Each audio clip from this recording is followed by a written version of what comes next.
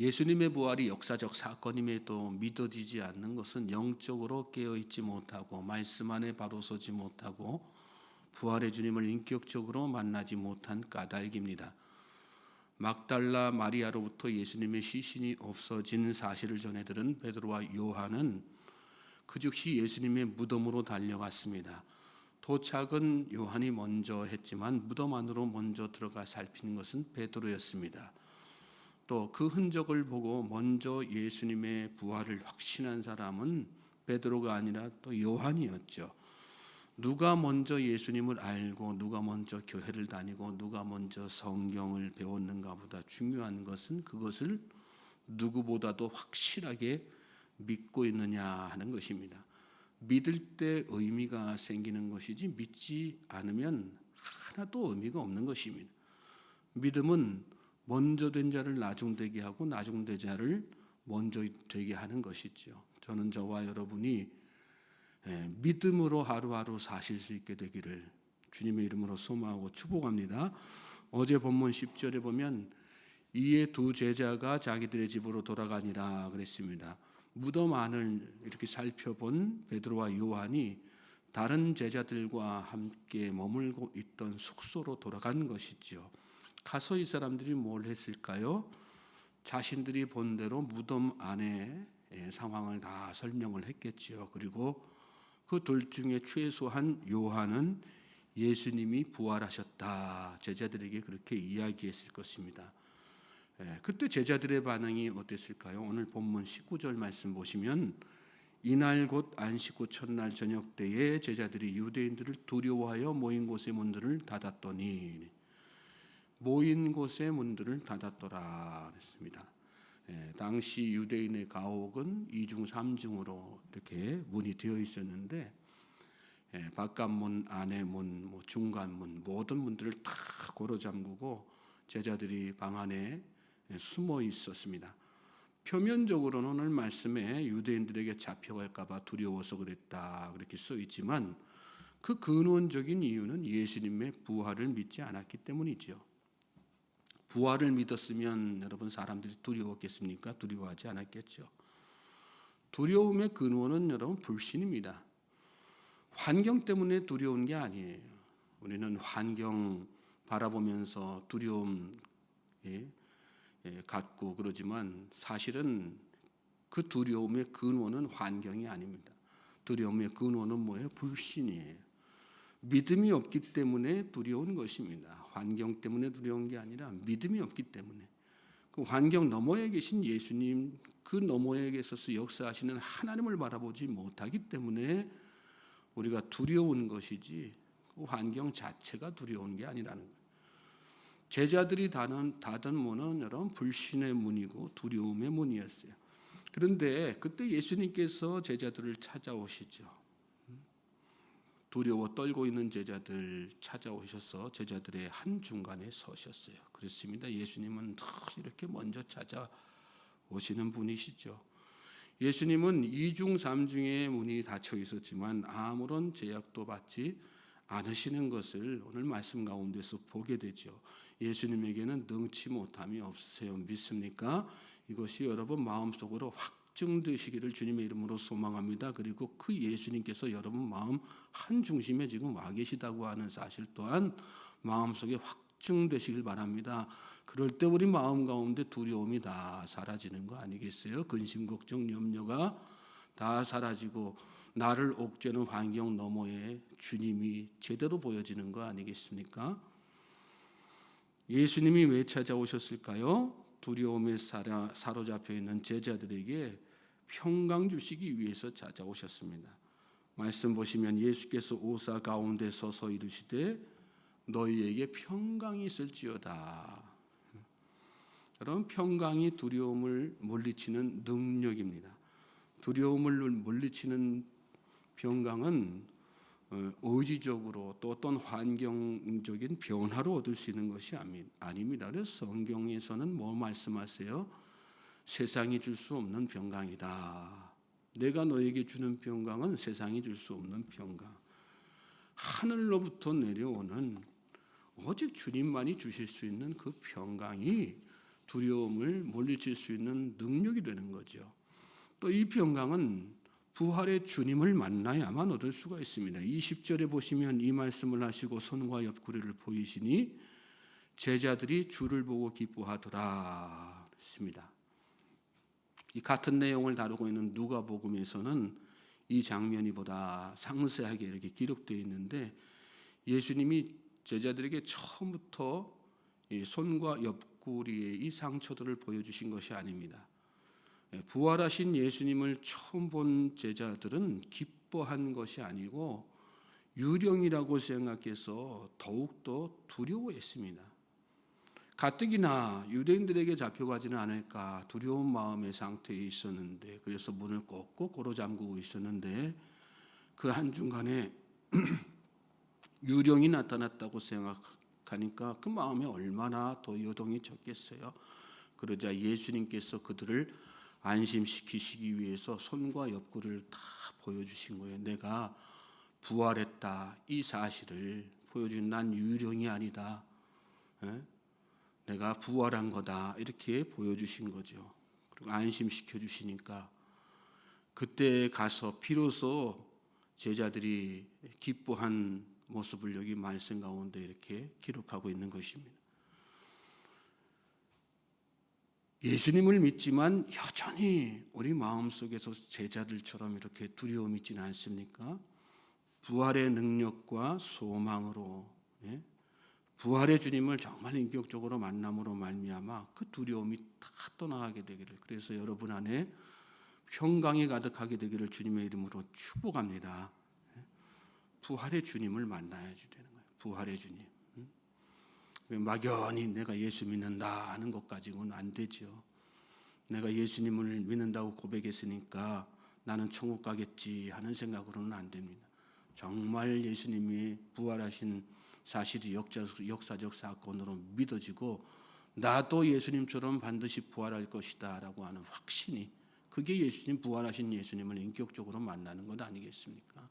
그럴 때 내 안에 두려움의 근원들이 다 사라지게 되고 소멸되게 되고 평강이 가득 차는 것입니다. 그리고 그 믿음으로 하루하루 기쁨 가운데 살게 되는 것입니다. 21절 보십시오. 예수께서 또 이르시되 너희에게 평강이 있을지어다. 아버지께서 나를 보내신 것 같이 나도 너희를 보내노라. 예수님은 기뻐하는 제자들 앞에서 또다시 평강이 있을지어다 이렇게 말씀하셨어요. 그리고 그 뒤에 이어서 하신 말씀이 아버지께서 나를 보내신 것 같이 나도 너희를 보내노라. 처음에 평강은 두려움을 없애주시기 위해서 주신 것이지만 두 번째 평강은 제자들로 하여금 사명 감당할 수 있도록 하시기 위해서 주신 것이죠. 그렇습니다. 마음의 평강이 있어야 사명도 감당할 수 있는 것 아니겠어요? 마음이 불안하고 요동치는데 뭐가 이 손에 일이 잡히겠어요? 그래서 사명자는 능력 구하기 전에 먼저 평강 구해야 되는 것입니다. 하나님 앞에. 저는 이 새벽에 저와 여러분이 하나님 앞에 평강 구하실 수 있게 되길 바랍니다. 하나님 저에게 사명 감당할 수 있는 평강을 허락하여 주시옵소서. 내 상황은 내 마음을 다 요동하게 만들고 뒤흔들 정도로, 나를 혼란스럽게 만들 정도로 어렵고 복잡한 상황이지만 주님의 평강을 저에게 주십시오. 그래서 제가 사명 잘 감당하게 해주십시오. 제 마음속에 복잡한 생각들이 다 정리되게 하여 주시고 두려움이 다 떠나가게 하시고, 그래서 주님이 더 선명하게 보이게 하시고, 그래서 맡겨주신 사명 잘 감당하는 자가 되게 해주십시오. 기도하실 수 있길 바랍니다. 하나님께서 반드시 여러분에게 감당할 수 있는 평강을 허락하실 줄로 믿습니다. 22절 말씀 보시면 이 말씀을 하시고 그들을 향하사 숨을 내쉬며 이르시되 성령을 받으라 이렇게 말씀하셨어요. 호흡하시면서 제자들 향해 호흡하시면서 성령 받으라. 마치 하나님께서 태초에 인간을 창조하시면서 흙으로 사람을 지으시고 그 후에 생명을 불어 넣으시는 장면이 연상되는 그런 모습이죠. 그렇습니다. 주님은 우리에게 늘 호흡을 주시는 분이세요. 힘을 주시는 분이세요. 능력 주시는 분이세요. 그것이 무엇입니까? 그 호흡이 무엇입니까? 성령이죠. 성령 충만하게 되기를 사모하고 성령의 능력으로 하루하루 사실 수 있게 되길 바랍니다. 주님께서 우리에게 소망하시는 것은 우리가 늘 성령 충만함으로 사는 거예요. 그리고 성령 충만할 때 주님께서 주시는 평강의 삶을 또 누리게 되는 거죠. 그래서 성령 충만하기를 기대하시는 것입니다. 제자들에게 성령 받으라. 이 순간에 제자들에게는 예수님께서 주신 성령이 임하신 것입니다.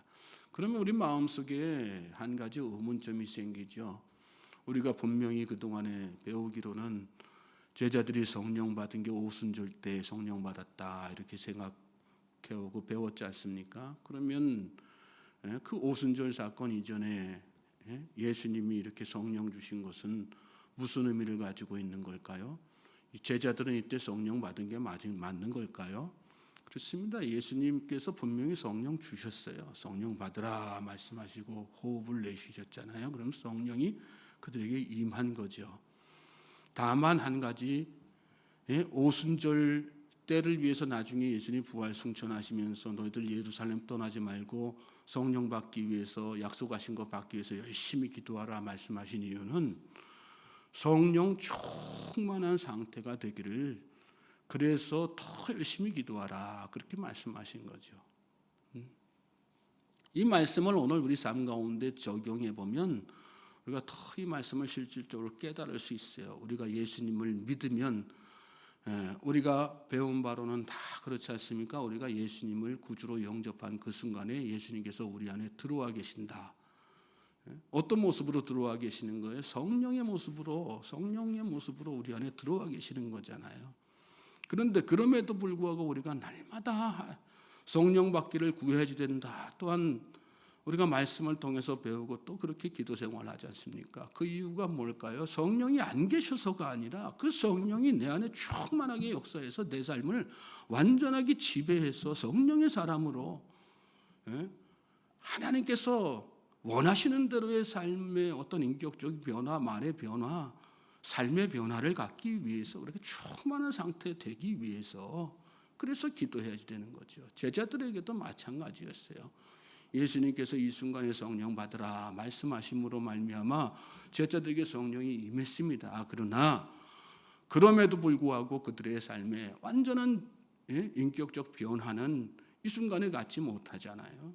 그러니까 예수님께서 부활 승천하시면서 그들에게 예루살렘 떠나지 말고 너희들 내가 약속하신 거 받을 때까지 열심히 기도하라 그렇게 말씀하신 거예요.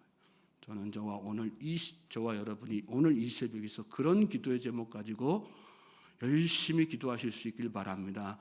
성령께서 우리 안에, 우리가 이 믿음의 고백을 한 순간에 성령께서 이미 우리 안에 들어와 계세요. 그런데 그 들어와 계신 예수님께서 우리 안에, 성령께서 우리 안에 충만하게 역사해서 우리의 삶을 완전히 변화시키고 성령의 사람 되게 하시기 위해서는 우리가 끊임없이 기도해야 되는 거예요. 성령 충만할 때까지. 내 안에 성령의 역사가 차고 넘쳐가지고 우리의 생각하는 것, 행동하는 것, 말하는 것, 모든 것 다 성령의 주도대로 이끌림 당할 때까지. 뜨겁게 이 새벽에 성령 충만하기를 기도하실 수 있길 바랍니다. 그럴 때 성령의 능력이 내 안에 차고 넘치는 것입니다. 자, 그 뒤에 또 이어지는 말씀 계속해서 보시면 너희가 누구의 죄든지 사하면 사하여질 것이요 누구의 죄든지 그대로 두면 그대로 있으리라 하시니라. 사명을 감당하게 하시는데 특별히 이런 역사가 삶 가운데 일어날 것이다. 근데 이 말씀을 오해하면 안 되죠. 너희가 누구의 죄든지 사하면 사하여질 것이요 누구의 죄든지 그대로 두면 그대로 있으리라. 이 제자들이 성령 받았다고 해서 제자들에게 이런 능력이 생겼다는 것이 아니라 그렇게 성령 받음으로 말미암아 제자들 안에 있는 성령께서 주도적으로 이 사역을 행하시는 거고, 그리고 제자들은 그 성령님의 행하시는 사역의 통로로, 도구로 사용된다는 그 말씀이죠. 무엇을 통해서요? 그들이 전하는 복음을 통해서, 그들이 전하는 예수님의 이름에 대한 증거를 통해서 다 그런 역사가 일어나는 것입니다. 저는 저와 여러분의 입술도 그렇게 하나님 앞에 쓰임받는 도구가 되기를 주님의 이름으로 소망하고 축복합니다. 자, 뒤에 말씀 보시면 도마에 대한 이야기가 나오죠. 12제자 중에 하나로서 디모데라 불리는 도마는 예수께서 오셨을 때 함께 있지 아니한지라. 다른 제자들이 그에게 이르되 우리가 주를 보았노라 하니 도마가 이르되 내가 그의 손에 못자국을 보면 내 손가락을 그 못자국에 넣으며 내 손을 그 옆구리에 넣어보지 않고는 믿지 아니하겠노라 하니라. 다른 제자들은 다 예수님에 대해서 기뻐한 마음으로 부활하신 주님을 만나고 기뻐했어요. 그리고 또 성령도 받았습니다. 그런데 그 가운데 도마는 빠져 있었죠. 그러다 보니까 다른 제자들이 경험적으로 이야기하고 증언하는 예수님의 부활 소식을 믿지 않습니다.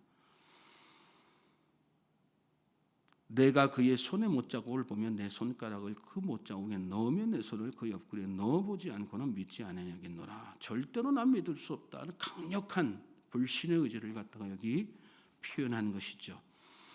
그런 일이 있고 나서 여드레가 지났습니다. 제자들이 다시 집 안에 있을 때 그때는 도마도 함께 있었다. 이게 말씀에 나오죠. 그런데 그 가운데 다시 예수님께서 오셨어요. 그러면서 이전처럼 너희에게 평강이 있을지어다 이렇게 말씀하시고 도마를 특별히 부르세요. 27절에 보면 내 손가락을 이리 내밀어 내 손을 보고 내 손을 내밀어 내 옆구리에 넣어보라. 그리하여 믿음 없는 자가 되지 말고 믿는 자가 되라. 도마가 말한 그대로를 예수님께서 증명시켜 주시는 것을 오늘 말씀 가운데서 보게 되죠. 그렇죠. 주님의 마음이 주님은 우리에게 믿음 없음을 책망하기보다 믿음 없는 것으로 말미암아 오히려 안타까워하시는 분이 주님이세요. 그리고 어떻게 해서든지 우리에게 믿음 주시기를 위해서 우리 안에서 애쓰고 수고하시고 또 역사하시는 분이 주님이십니다. 믿습니까? 그러므로 이 하루도 그런 주님의 마음을 헤아리고 주님 저에게 믿음 주십시오. 성령 충만케 해주십시오. 내 안에 두려움이 사라지고 평강이 차고 넘치게 해 주시옵소서. 그리하여 믿음 있는 자가 되게 하시고 사명 잘 감당하는 자가 되게 해 주십시오. 기도하는 저와 여러분 될 수 있길 주님의 이름으로 소망하고 축복합니다. 도마가 대답하여 이르되 나의 주님이시요 나의 하나님이시니다. 그때서야 도마가 주님 앞에 이런 고백이에요. 나의 주님이시요 나의 하나님이시니다. 믿음은 인격적 고백이 이렇게 일어나야 되는 거예요. 나의 주님, 나의 하나님. 예수님이 나의 주님이요 나의 하나님으로 받아들여질 때 우리의 삶이 변화되고 인격이 변화되고 믿음이 바로 서는 것입니다. 29절에 예수께서 이르시되 너는 나를 본고로 믿느냐 보지 못하고 믿는 자들은 복되도다 했습니다. 저는 저와 여러분이 늘 제 마음속에는 늘 이 말씀이 얼마나 저에게 은혜가 되는지 모릅니다. 늘 틈나는 대로 제가 이 말씀을 근거로 해서 우리는 정말 복된 사람이다 라고 하는 메시지를 전하는데 그렇습니다. 오히려 우리가 보지 않고 믿는 이 상황이 우리에게 더 복된 상황이에요. 예수께서 제자들 앞에서 이 책에 기록되지 아니한 다른 표적도 많이 행하셨으나 오직 이것을 기록하면 너희로 예수께서 하나님의 아들 그리스도이심을 믿게 하려 하며 또 너희로 믿고 그 이름을 힘입어 생명을 얻게 하려 함이니라.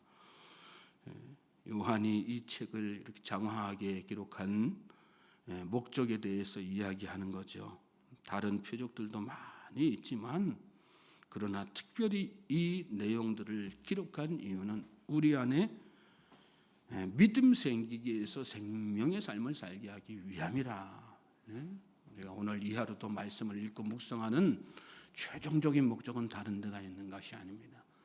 예수님이 나의 주님, 나의 하나님으로 완전하게 믿어지고 그로 말미암아 내 안에 살아서 역사하시는 그 생명력으로 이 하루도 승리하기 위해서 우리가 말씀을 묵상하고 또 기도하며 나아가는 것입니다. 성령 충만함을 또 갈망하면서 나아가는 것입니다. 오늘 이 하루가 저와 여러분의 그런 하루가 되기를 다시 한번 주님의 이름으로 소망하고 축복합니다. 믿음이 중요한 거예요. 나의 주 나의 하나님으로 고백하는 게 정말 중요한 거고요. 부활의 주님을 확신하는 것이 정말 중요한 것입니다. 승리 주실 줄로 믿습니다. 평강 주실 줄로 믿습니다. 열심히 기도하는 이 복된 날 되시길 바랍니다.